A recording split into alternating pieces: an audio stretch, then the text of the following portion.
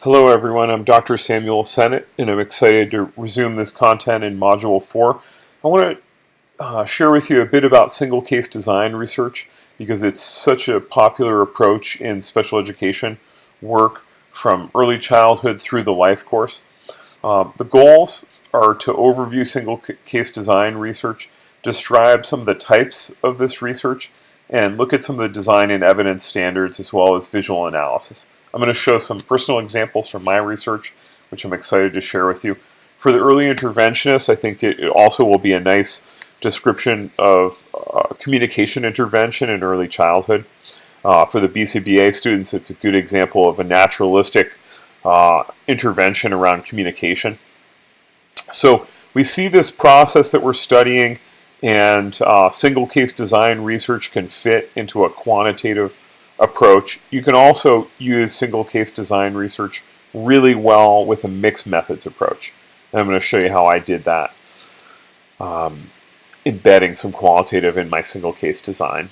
So we're going to start out with research questions. We're going to review literature.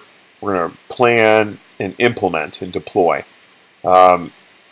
Single case design is very interesting because it's often misunderstood.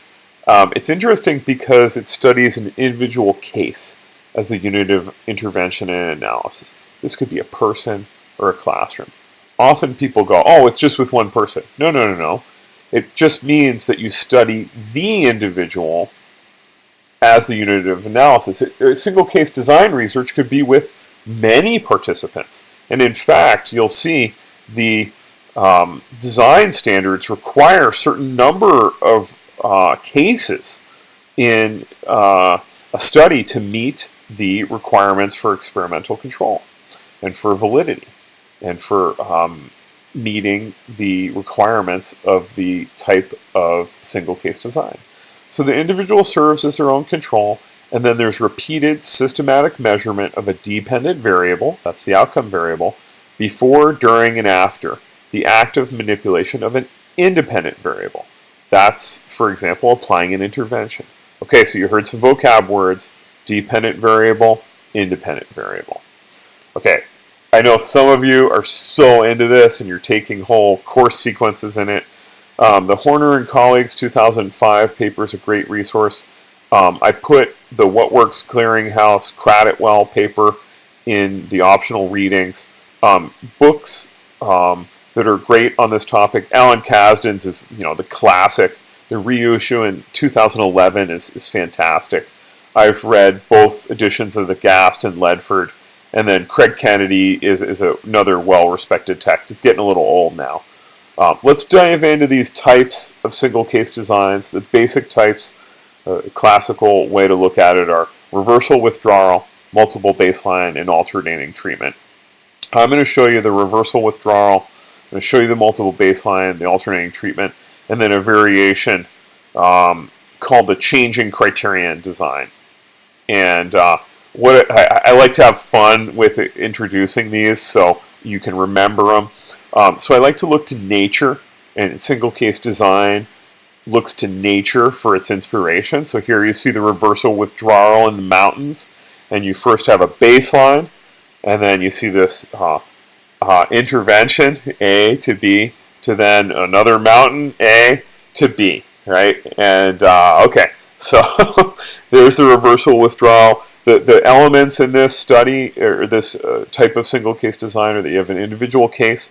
There's repeated systematic measurement of a dependent variable, okay? And what we're going to see is you're going to have phase A, and that's typically baseline. And then you're going to be measuring, right? So before, and then phase B, that's where you have an intervention. And you either want to see something go up or go down. And then you're going to have this reversal, they call it, or withdrawal, in the A phase again. So you've got that pattern of A, baseline, B, intervention, A, back to baseline. That's the reversal or withdrawal. And then again, B to the intervention. So you see that measurement of a dependent variable before, during, and after the active manipulation of an independent variable. And so when you have this withdrawal or reversal, the reason why they call it withdrawal is you basically take away the intervention. Sometimes you specifically work to reverse the effect on the outcome variable. That's a reversal. So an example would be if you drove up engagement with your intervention, you may specifically have an approach in your A phase where you're going to reverse that and you're going to try to get that engagement back down. And the reason why you may do that reversal is so that you can then manipulate that intervention variable and get that back up. But if you sometimes ethically you're not going to want to see that, so you're going to just withdraw what you were doing. So we can look at specific examples, but sometimes people use those terms interchangeably, reversal or withdrawal. So I'm giving you the nuance. You don't necessarily need to know that. The main thing to know is this AB pattern. And here you see in this Duda 2004 study, you see engagement at the A in opening circle and planning, and it was a little lower, and then they did the intervention and the engagement went up in both of those B phases, and then they did the A phase and it dropped way down, dropped a little bit down in the planning, and then it went back up, and you see that pattern. And then the problem behavior, the pattern is not so clear, but the engagement pattern is a lot more clear there. Second type is multiple baseline design, and this we can look to the ocean to see the waves and crashing successively with the multiple baseline design. So here you start with three cases. They could be individuals, they could be groups, they could be in one individual three different types of activities, or three tasks, if you will. So you start with everyone at baseline, and then you introduce the intervention to the first participant. Here in this study, you see Hyatt is in that first phase, or in that first tier, and gets intervention first. So they had a nice jump in their narrative retell scores in these story grammar components. So the intervention is that dotted line. They went right up after that, so there was a large level change. And then they had an increase in trend to their data. But then Lucas stayed in baseline, as did Amani, right? And so that's why you see these multiple baselines. You see, Lucas didn't get the intervention until we already had a clear picture of Hyatt's gains. So in that study, there was a rule that said, well, Hyatt had to show a couple of increased data points. Then we can have Lucas leave baseline and get the intervention or get the treatment, and then measure his performance. And then the third participant, Amani, stayed in baseline that whole time, through Hyatt getting the intervention, through Lucas getting the intervention, and Amani's data was low and stable. And what this type of study shows us is that it's when the intervention was introduced, then we saw change. Okay, and then you also see in this multiple baseline design a maintenance phase. That's typically where they've stopped doing the intervention, and then they're measuring to see if that outcome was maintained. And you see the characteristics are the same with individual case and repeated systematic measurement, but then the spaced introduction of intervention is what delineates the multiple baseline design. So this can go across participants, skills, environments, partners. You need that minimum of 3 replications of effect, and we're looking for large effects that can be visually analyzed. And so here you see an across behaviors example, and you can just see this, pattern. This is just showing that you can be across different behaviors such as rhyme identification, rhyme production, initial sound fluency, and alliteration. Alternating treatment. This is another type of design. This is where we're comparing treatments, and here you can see we've got two different treatments. You've got treatment A and treatment B, and we're looking at a baseline condition, and you first see the baseline condition, and then you see that A is in the dark blocks and B is in the open blocks, and you can see they're measuring the percentage of intervals in which appropriate use of the fork occurred. Okay, and this was a hypothetical study to show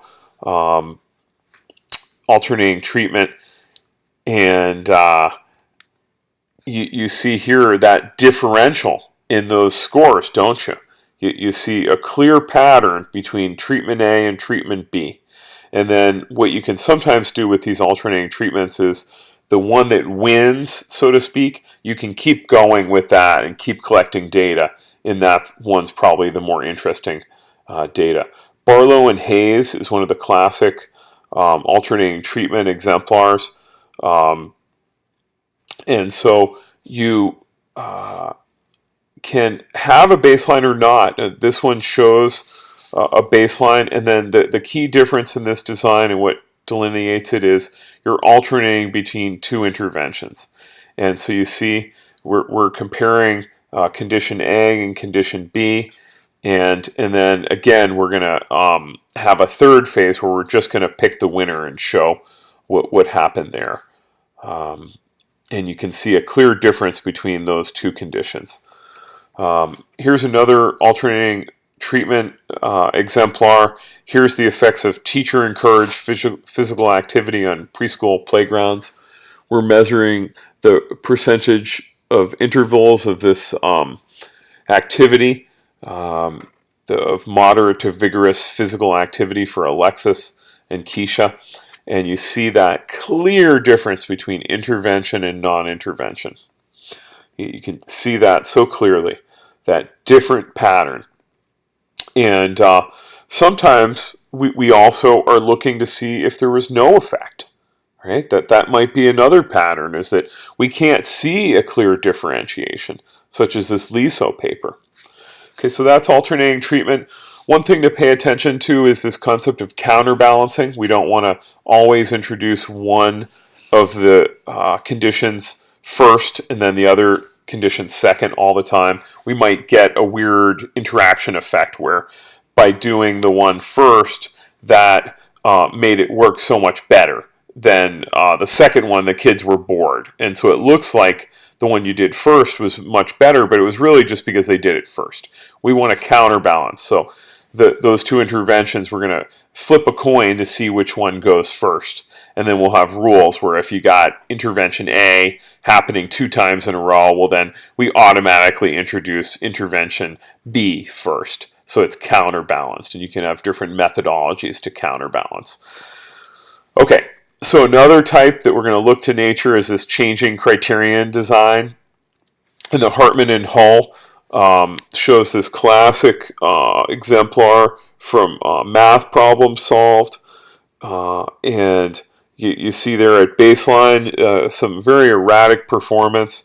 And then when they introduce their intervention, when recess and the opportunity to play basketball were made contingent on changing levels of performance, you see the goal they set was 2 problems for phase B.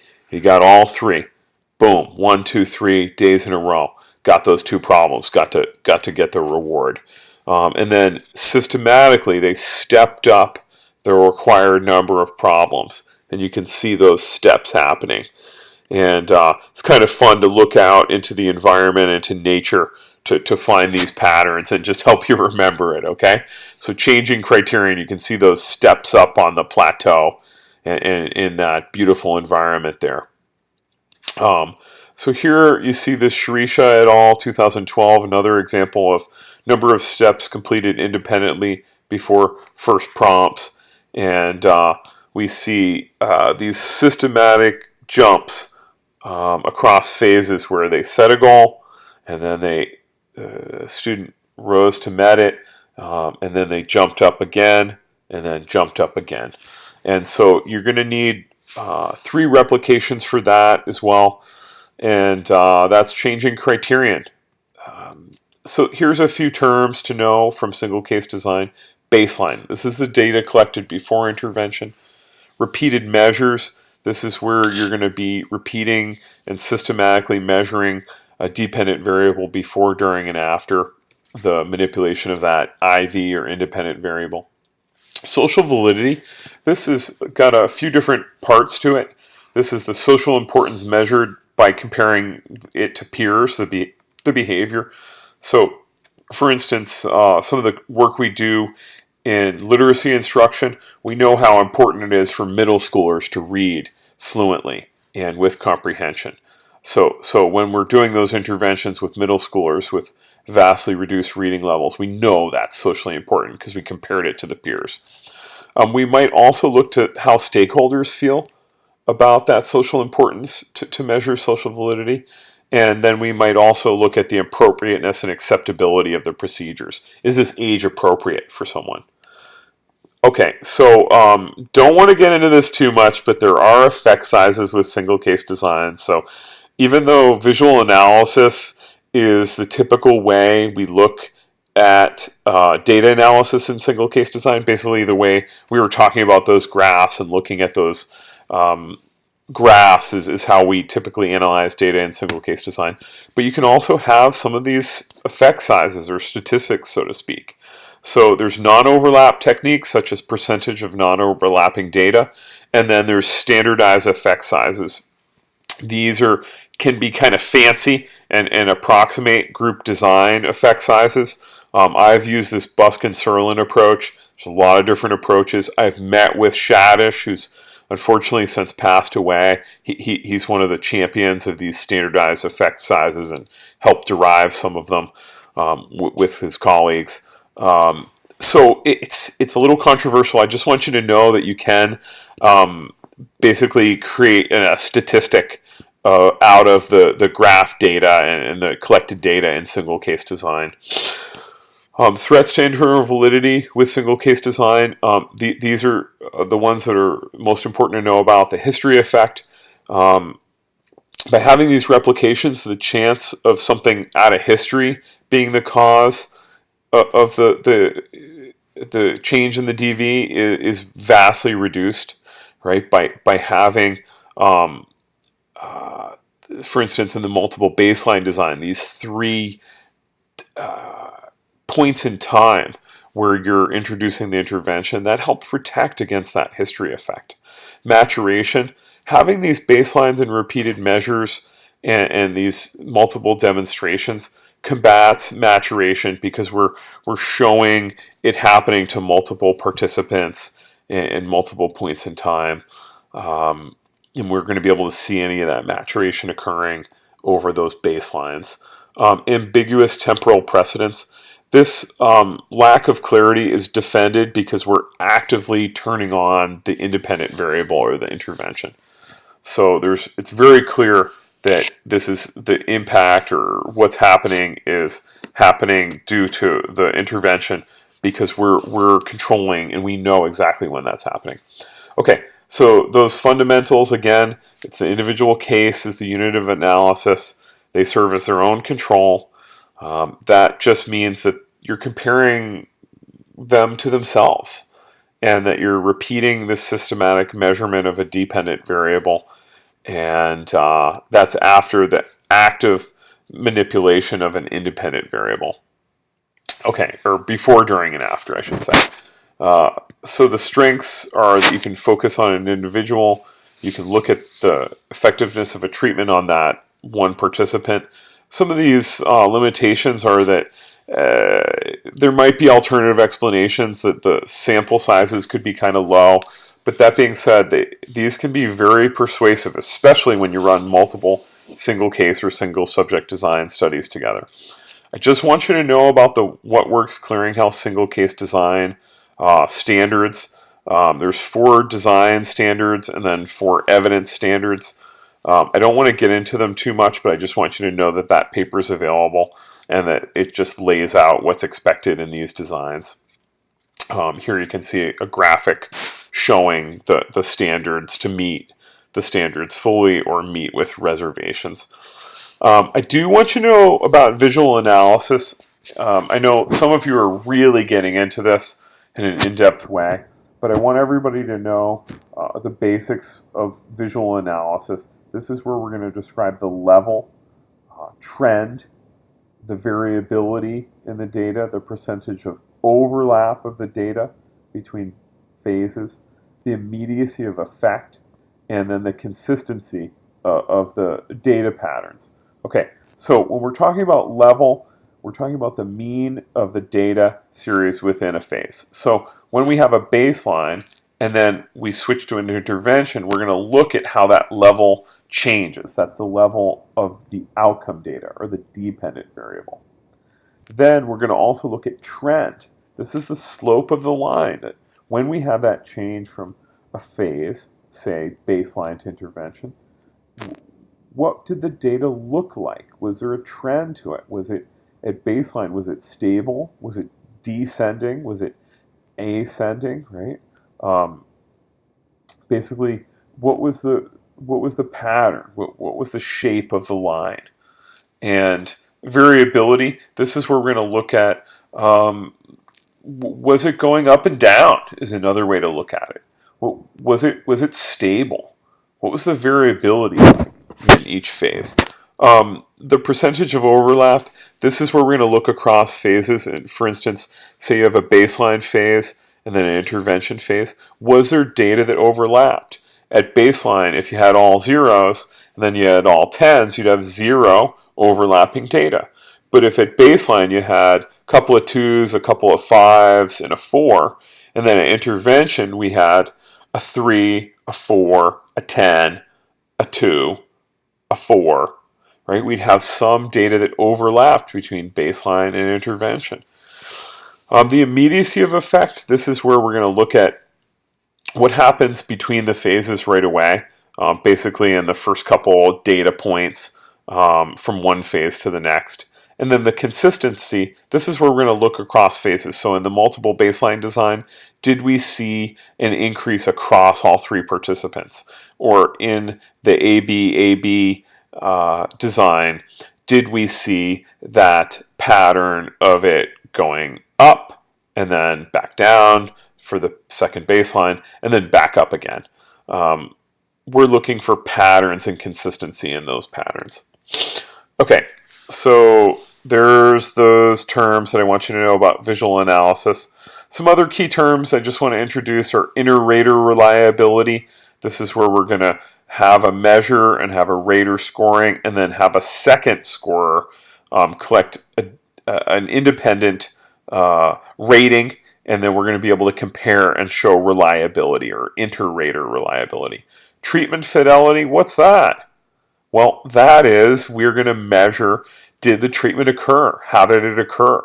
This gives us a better assurance of the internal validity, that we know what we thought happened really happened from an intervention or independent variable standpoint. We talked about social validity, external validity. Treatment acceptability. This is an important term in research. This is looking at, was your intervention acceptable? Can people actually pull this off? Do they actually like doing this in their classroom? Experimental control. This is an important term that we've talked about here in this module. And then threats to internal validity. And you can look in the book for those classic threats. Okay, so I don't want to go on too much longer here, but I do want to introduce this important formula for developing a research question. I've talked a little bit about it in the past. What is the effect of X on Y for Z? So X, that's the independent variable, Y, that's the dependent variable, and Z is the population of interest. For example, what is the X, the effect of modifying research-based curriculum using the PLUS framework on Y, the student accuracy of work completion for Z, English learners with reading difficulties. Okay, what is the effect of X on Y for Z? Here's another one from my research. What is the impact of Modeler for read and talk on 1, educational assistant instructional performance, and 2, student communication turns during shared storybook reading for young children with complex communication needs? Okay, so I want to launch into this. Real quick, just want to show you this is a single case design, multiple baseline design. It's a partner instruction model. It's in pre-K classrooms. The intervention was shared storybook reading. Here you can see a quick overview of the preschool participants. They all had complex communication needs and were in classrooms for kids with autism typically. We used communication materials and books. Communication materials had a combination of core vocabulary and book-specific vocabulary. We used some different symbol sets based on the kids' needs. Some kids had some adaptations. The measures were that we were looking at the child level for communication turns and at the educational assistant or paraprofessional level for instructional performance, and using AAC models, time delays, and then using this procedure of responsiveness or AAC recast. We then embedded a qualitative component around treatment acceptability. Okay, so baseline, we had the people the paraprofessionals read to the child how they normally did for 10 minutes. And that's all we told them. We just gave them the books, said read as you normally do. The iPads were there, but we didn't say to use them or not use them. And then intervention had those same baseline conditions, but we did an instructional session sequence, and then we had bug in the ear tutoring. So I used a strategic strategy instructional model, rather. I had a training tool that I built on the iPad. It looked kind of like this. We had these interactive slideshows, interactive timelines, and interactive graphics. They could highlight. They looked at video exemplars. They took little automated quizzes. We had them practice a bunch, and they watched videos. You're right. I think Biscuit is good too. Biscuit is Like good. this video, and this is what the intervention looked like. Oh, he's a good dog. Oh, Good. what's going to happen in the story next to that good dog? I don't know. Meow, Yeah, good. So reading model. meow. Meow. Meow. And The then kittens. encourage. Want to play. The kittens want to play with a leaf. With a leaf. You see the grass. You see grass? Good response. There it is. Right there's the grass. I see it too. I see grass too. Yeah.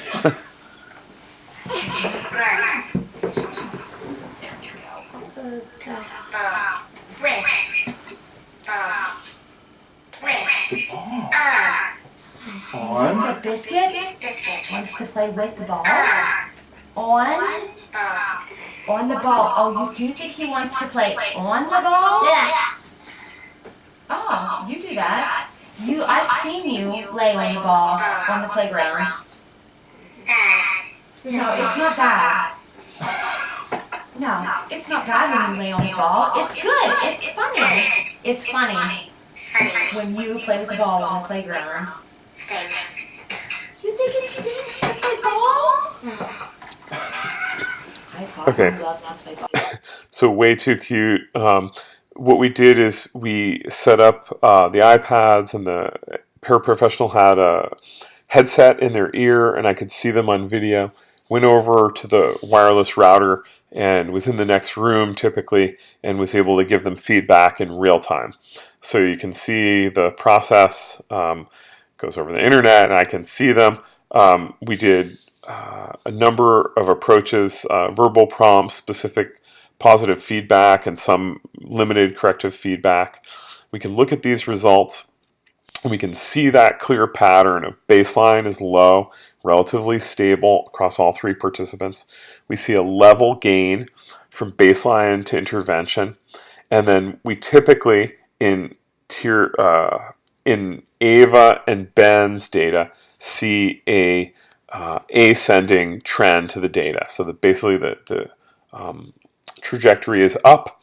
And then with Cassie, we see the trend going in the opposite direction. But we do see a level change across all 3. Very immediate change across all 3. And this was a valid multiple baseline design at design standards. Here you can see the participant at baseline taking almost no turns. Kitty cat. Uh-oh. He looks scared. Uh-oh. Kitty cat ran. Fat cat ran too. Kitty cat ran for home. Kitty cat went in the little door. And now you can see this ridiculously cute child at intervention, really responding to the intervention. You see the dog. Very nice. You think the dog is good. And he is playing with the boy. Yeah. So you can see that nice change. What we see is we have treatment fidelity data showing that the paraprofessionals were doing the parts of the strategy. So they were performing more AAC models at intervention. They were doing these in both the model and the response step. And on this graph, it doesn't show the wait time or the encouragement step. But you can see that treatment fidelity data. Here you can see a video of another participant. Here are rabbits, said the man. No, thank you, said Bella. So they're just reading away. The child's not expressing themselves much at all. No, thank you, said And then you Bella. can see a big change to intervention. Come to bed, Jack, said Mom. No, Jack said no. I do not want to go to bed. Do you think Jack said no?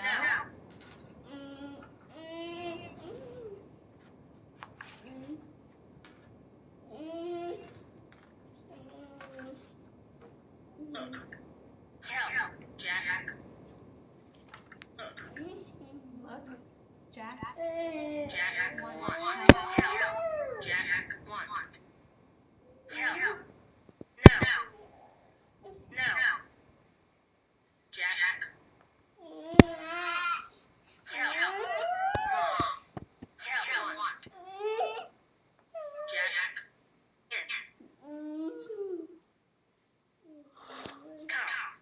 no. Okay, so here's that time delay data, and you can see large level changes as well from baseline to intervention. So again, this is an example of a single case design study, multiple baseline design. The kids are distractingly cute, but we also embedded this treatment acceptability survey. We spoke with the participants and they felt better prepared. They would recommend the treatment to others. What they wanted more of was more AAC and across more contexts, which was a terrific finding actually. But they were ready for more. So just as a summary, you've got this AB design, and you can see the pattern in that left-hand corner. Take a look at where the multiple baseline design. Which one is that?